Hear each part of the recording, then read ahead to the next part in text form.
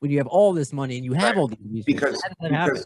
Because here's the thing, and forgive me if I'm going too long. Carry on. I've suffered with depression my whole life. Okay, I lost my mother. Excuse me, I lost my mother to murder at 15. So I have a deeply rooted history in trauma and PTSD. I was lucky enough to join a band at 17, Jane's Addiction, and there were all these finish lines in my head, like, once we get a record deal, I'm going to be okay.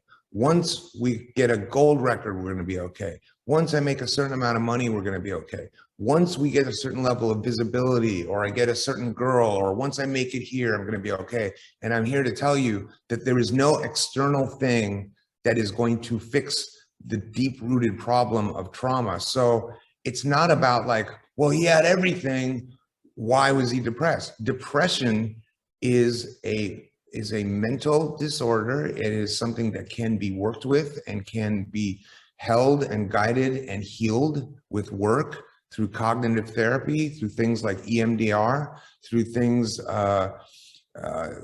through somatic body work, through breath training. There's yoga. There's a million things that you can do that don't require tons of money and tons of resources. And the number one thing is that we always say, putting aside the shame of it all and being vulnerable enough to just ask for help to one person, because in that vulnerability comes a fucking superpower.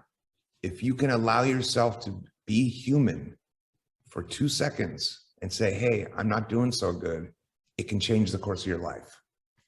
Yeah, it did for me. You know, and about the comments, I'll let you know, like, I only have Instagram. I gave up on social media a long time ago, but I love the visuals of Instagram, and so that's an addiction I'm trying to break. But if I'm not following you, you can't comment.